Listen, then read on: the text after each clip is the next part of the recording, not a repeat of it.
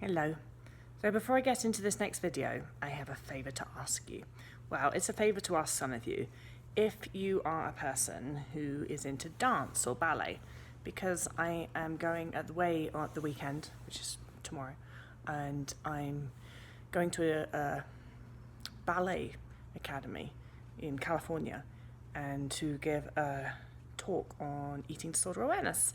And I'm always very interested in people's experiences, and so if you have developed an eating disorder and you may have been or still are a ballet dancer, I will be talking to a lot of ballet dance instructors. And so really the question is, what would you have wanted them to know, and what do you think that your instructor or your teacher, do you think that they had any influence on your development of an eating disorder? And what would you like them to know about that? And if you could go back and maybe tell them something, what would that be? So if you have any insight, I know it's quite a specific question. I imagine that most of these people who watch this channel are not ballet dancers, but maybe some of you are, or just dance in general. I guess that's kind of similar. If you have any insight, put it in the comment to this video. I'll see it. I love going away. I love talking about eating disorder awareness. Love it. I hate traveling. And the main reason I hate traveling is because I miss the animals. Like Stinky. I really miss him. So it's Friday and I'm already thinking about how excited I am to get back on Sunday and see Stinky. I haven't even left yet. I was like, I already have started to miss him, even though I don't go until tomorrow. It's kind of weird, isn't it? Anyway, all right, this question is from Lauren. Lauren says, I'm currently trying to recover from anorexia. At first, I just let loose and stopped counting calories. I swelled severely, and my husband was worried because I was always eating and ballooned up. He recommended a dietitian and a doctor to help me. The dietitian told me to stay around 2,000 to 2,500 calories. It was hard to do this because I had been eating more freely to free myself from anorexia. Now, though, I'm trying to stay around that calorie mark she gave me and only eat 6 times a day as she recommended, 3 meals and 3 snacks. Although I am hungry much more frequently than just 6 times a day.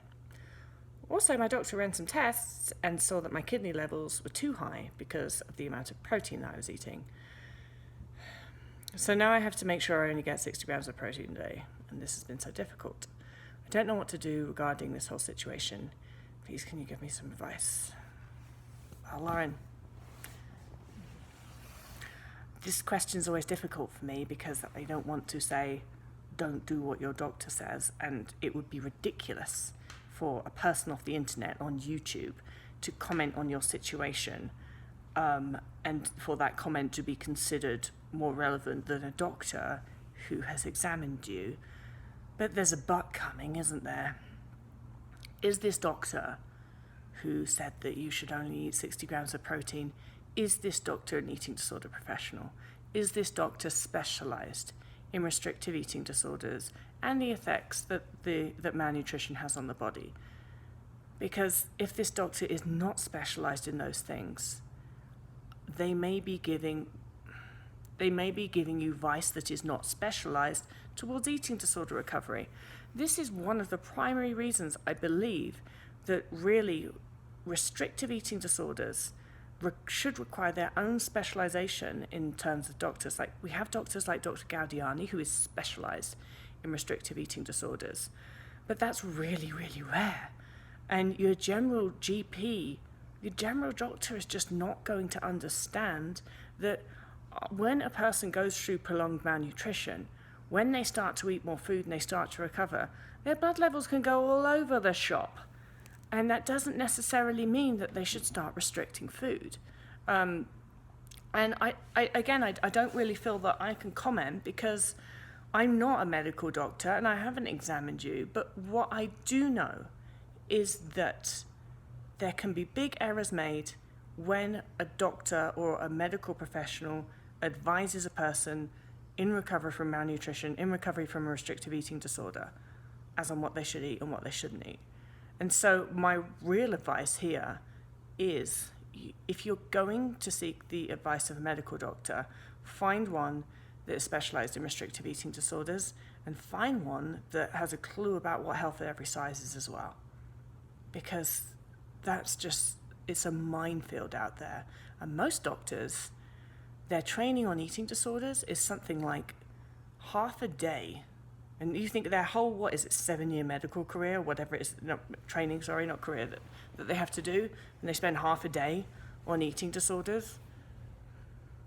That's not going to make them specialized in this. And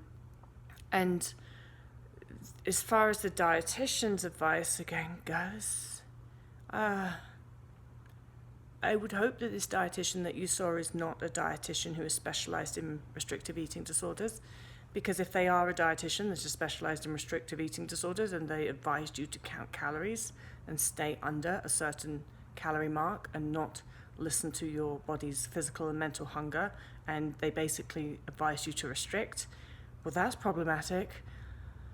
That said, I have known dietitians that are considered eating disorder specialists, or at least they wear that badge, give that sort of information.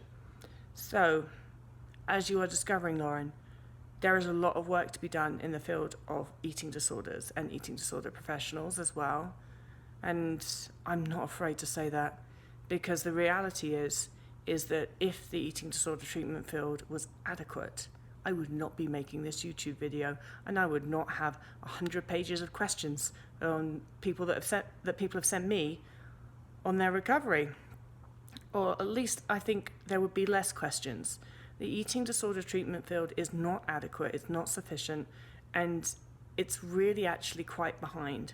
And a lot of the reason behind that is because treatment professionals have not been educated on the more recent science around eating disorders, the genetic stuff and the biological stuff. And everybody still thinks that this is just a psychological issue, and anyway, I'm not going to go into that. But your body is asking you for more food for a reason. I think that should be respected. And I think that you knew what you were doing when you started to eat without restriction. I know, that's scary when that happens. You start to gain weight. Yep, that's scary too. But I think that you knew what you were doing. And now I think that you have gone to seek advice from people who are outside of your body, who are not your body. And they've told you not to listen to your body. And so now you feel really confused. And it's a really common problem. So my general advice to that is going to be, listen to your body, because what choice do you have otherwise?